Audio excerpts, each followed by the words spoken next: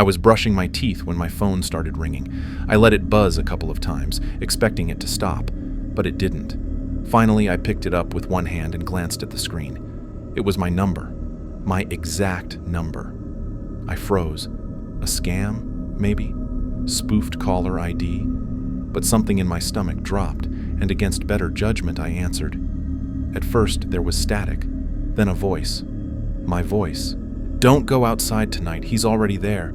He knows you're alone." I didn't say anything. I couldn't. My own voice, sounding breathless, terrified, was whispering through the speaker. It was me, but not me. And before I could respond, the line went dead. I stood in the bathroom, staring at the call log like it could explain something. The call came from my number.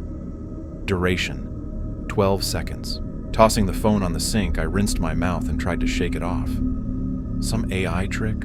Voice cloning? Deepfake prank? I told myself it had to be something explainable, but I couldn't ignore the anxiety crawling up the back of my neck. I lived alone. No roommates, no pets.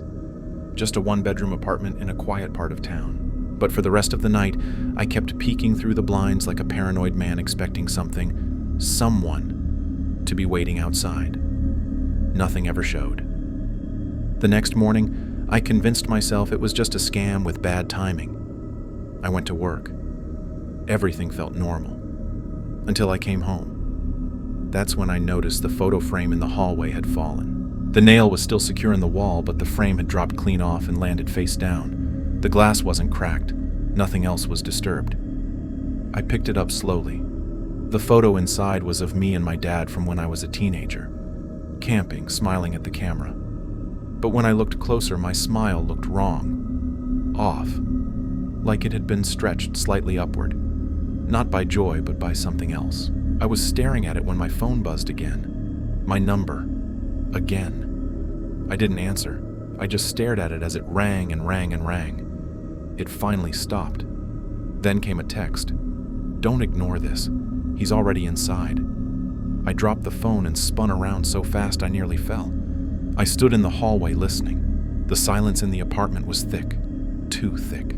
I did a full sweep of the place. The closets, the bathroom, under the bed. Nothing. No signs of forced entry. No open windows.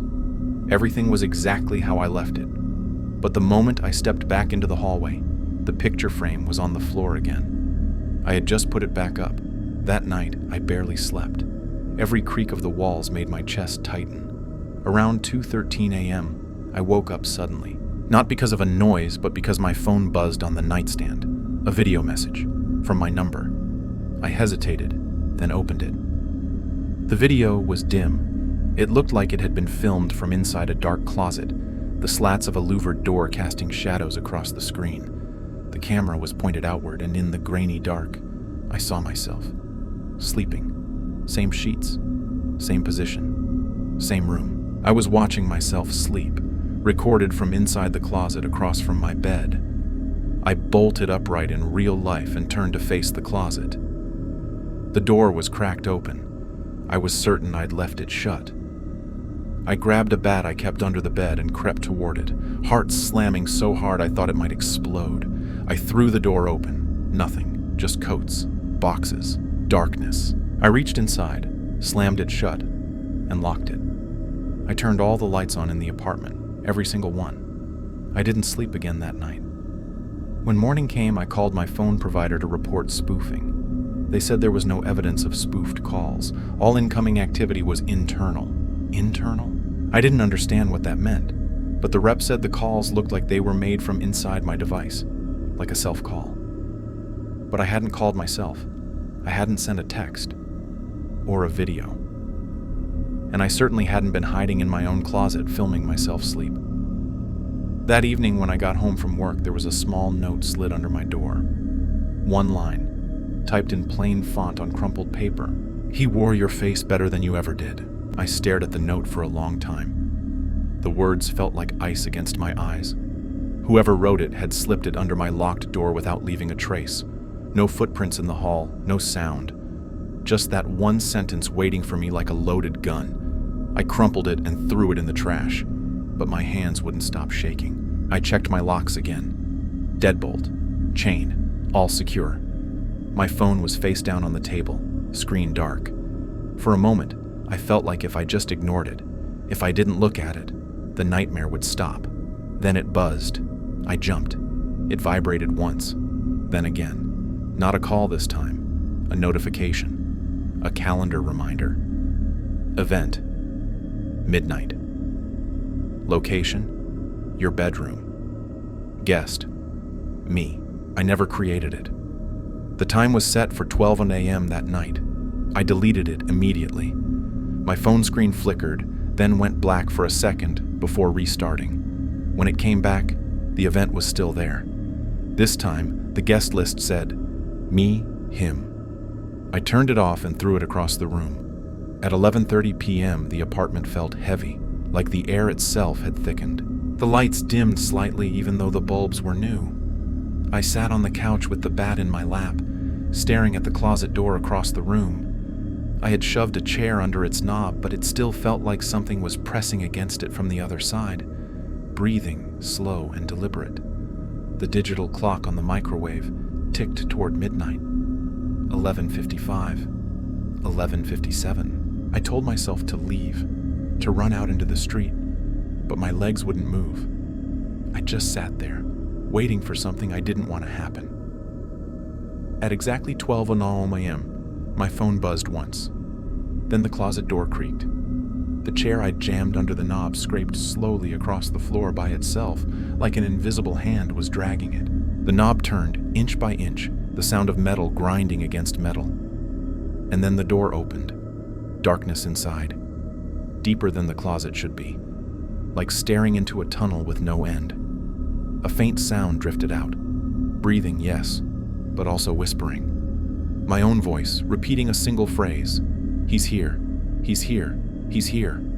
I gripped the bat tighter. Who are you? I shouted. No answer. The phone buzzed again. I grabbed it with one hand, keeping the bat raised.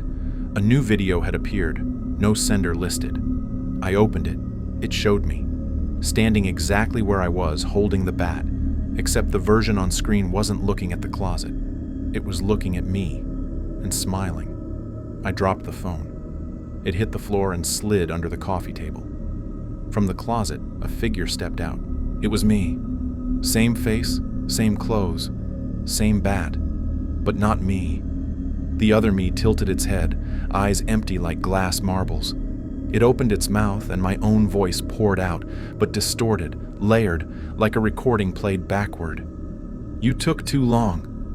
I stumbled backward, heart hammering so hard my vision blurred.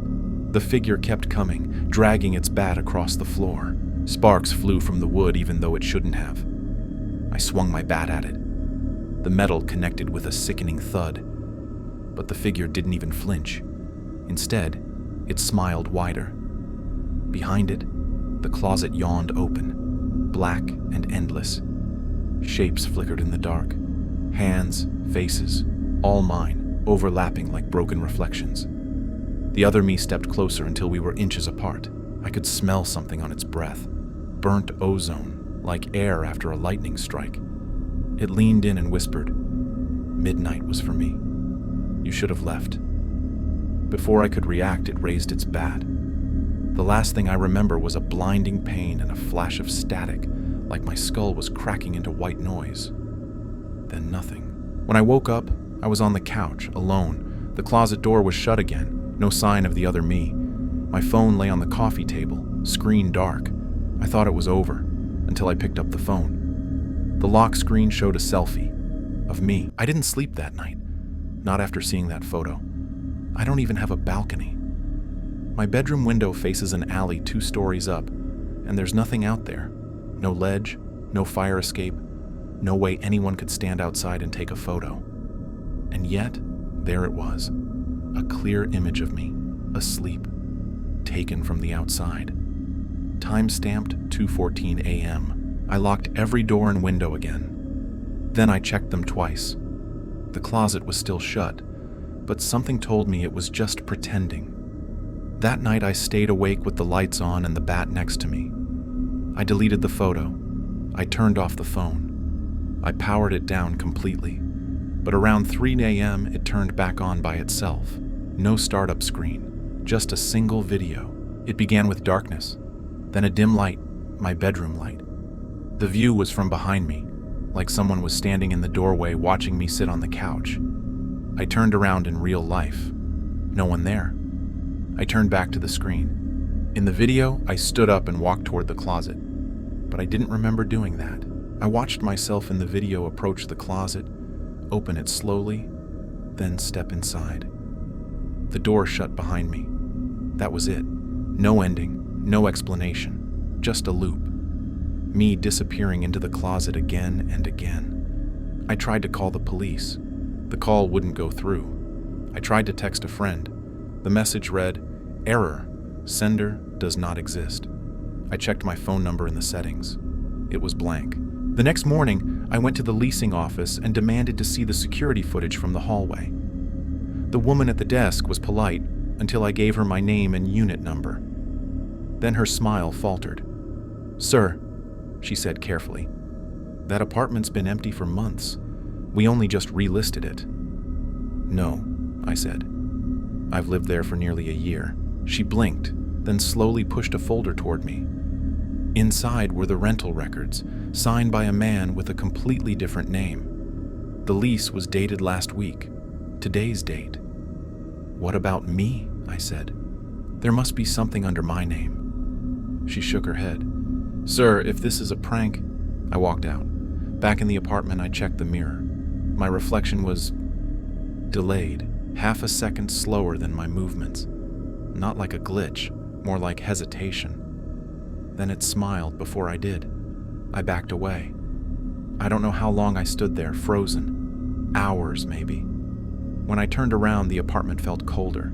Not physically, existentially, like I was slipping between cracks in reality and no one could see me anymore. I turned the TV on for noise. It didn't help. Every channel just played the same footage. Me, walking through the halls of this building like a ghost. Nobody noticed. Nobody spoke to me. I waved at the camera in the footage. My real hand trembled. I was watching myself fade. At night, the closet opened on its own again. I didn't stop it this time. The door swung wide. Inside was no longer a shallow shelf. It had become a staircase again, spiraling downward into flickering gray light. At the bottom stood the other me. He was dressed like me, breathing like me. But something in his eyes was too calm, too steady, like he had been waiting. "Please," I said. "What do you want?" He smiled. "You. Or, rather, your turn." I shook my head.